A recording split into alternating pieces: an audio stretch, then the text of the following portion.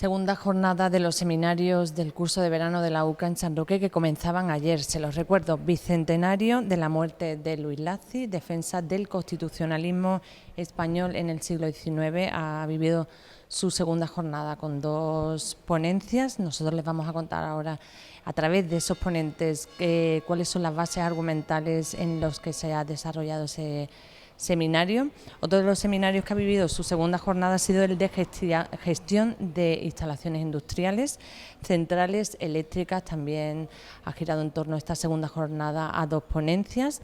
Y el tercer seminario, que se iniciaba ayer, el séptimo seminario de equitación y discapacidad, pues ha dejado las instalaciones del Palacio de los Gobernadores para ofrecer su jornada práctica, que se ha realizado en las instalaciones de la Fundación Santa María Polo. Nosotros nos hemos desplazado hasta allí y hemos comprobado cómo los alumnos que asisten a este seminario técnico de equitación y discapacidad pues veían las terapias que se usan pues sobre el terreno. Nosotros hemos estado allí.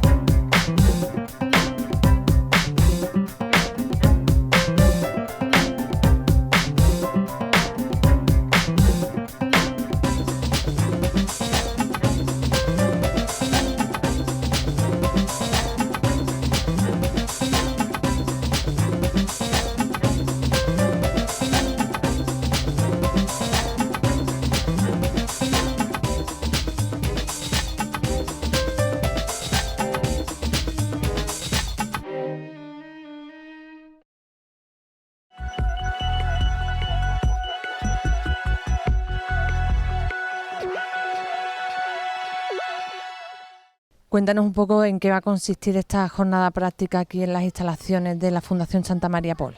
Bueno, hemos empezado a las 10 de la mañana con algunos de los niños de hipoterapia y la idea es que los alumnos que han venido a hacer el seminario puedan ver in situ qué es lo que se trabaja en las terapias ecuestres, incluso participando en ellas de alguna forma.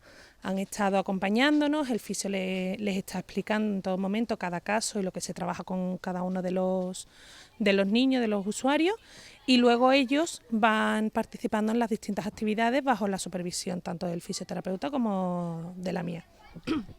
Y ahora vamos a pasar a hacer algunas actividades de grupo para que vean también, pues la hipoterapia estamos acostumbrados a verla en el tú a tú con un solo niño, pero es verdad que hay veces que nos vienen grupos de asociaciones, de distintas escuelas o lo que sea, y entonces tenemos que hacer actividades de grupo y la idea es unirlos con los niños que tenemos ahora mismo de campamento para que vean entre todos cómo se puede trabajar tanto con niños como con adultos, integrando discapacidad, niños sin discapacidad y niños de todas las edades.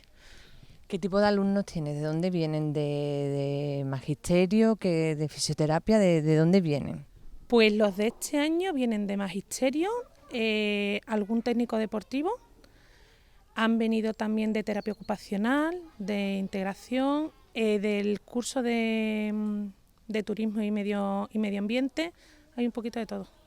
Pero sobre todo gente joven, que es lo que yo creo que les atrae más. Son cosas nuevas y que en las carreras todavía pues seguimos sin poder incluirlas y lo tienen que hacer de una forma extracurricular.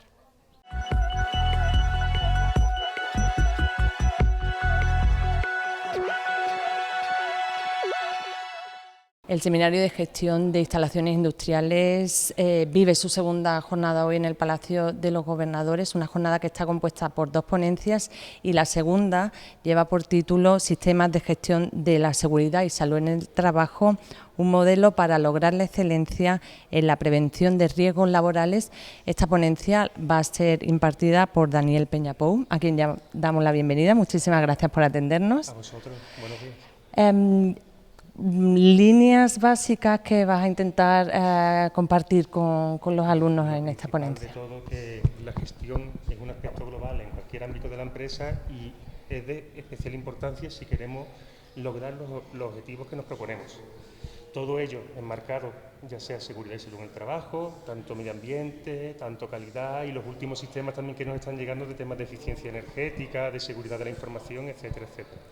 ¿Qué momento está viviendo ese aspecto dentro de la empresa? Muy exigente, muy cambio muy Hay que darse cuenta drástico. que todo ciclo, ¿no? Y todo sistema de gestión se basa en ciclos de mejora continua. O sea que al final tú mismo te propones nuevos objetivos y nuevas metas, con el objeto siempre de mejorar. Siempre hay un amplio margen de mejora y tenemos que seguirlo para conseguir, o sea, la excelencia, ¿no? Que por eso lo pongo mucho en el título de la conferencia y que creo que es muy interesante. Tenemos que lograr la excelencia en todos los aspectos del trabajo y al final trabajaremos seguro, con respeto al medio ambiente y con una calidad que será difícil de superar. ¿Cómo es la participación en una ponencia de un curso de verano? Porque sale fuera del ámbito académico, pero también tiene que tener esa ponencia, esos rasgos, ¿no?, académicos, pero más relajados. Los cursos estos desde ambos puntos de vista, porque asistí en su día, ¿no?, como un alumnado, y este es mi segundo año como ponente, cosa lo cual tengo que agradecer, ¿no?, tanto la experiencia vivida como un asistente a la ponencia de excelentes profesionales y como en este caso en este caso la mía, ¿no?, que la imparto yo y que intento mejorarla cada año o cada vez que se me llame, que me encanta colaborar con la universidad. ¿Y cómo es ese cambio? ¿Cómo es de sentarte enfrente a estar enfrente de los alumnos? Realmente al final el nerviosillo que lleva uno por dentro, eso nunca se pierde, pero también es motivo, entiendo, de que uno tiene que estar alerta, tiene que tener inquietudes y todo eso te hace, claro, el avanzar en tu conocimiento, en tu ámbito profesional y en tus tareas y en todo tipo de trabajo, pues también hace que tengas ese gusanillo para también a transmitirlo, ¿no? Y dar un pasito más también solo como mejora continua, pero también personal mía, ¿no? Y compartirlo, ¿no? Con los demás. Es importantísimo los canales de comunicación, ya sea dentro de una empresa como fuera. Muy bien. Bueno, pues muchísimas gracias, Daniel Peña, por habernos atendido. Estupendo. Bueno, pues ahí queda esa ponencia que se va a impartir también en escasos minutos en el Salón de Actos del Palacio de los Gobernadores.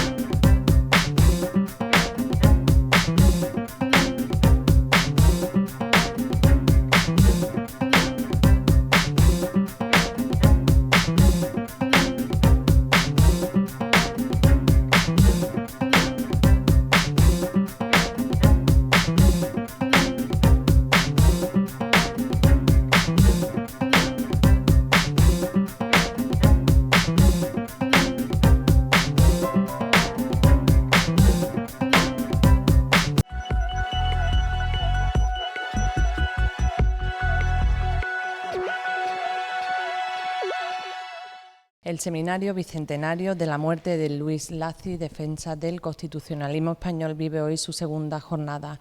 La primera de las ponencias la ha impartido uno de los coordinadores, Rubén Pérez, pero nosotros tenemos ya en este set de multimedia al segundo de los ponentes, a Eduardo Higueras, que va a impartir una conferencia que lleva por título En la estela de Lacy, el declive del insurreccionalismo democrático en la España de la Restauración. Ya le damos la bienvenida a Eduardo Higueras. Muchas gracias por acompañarnos.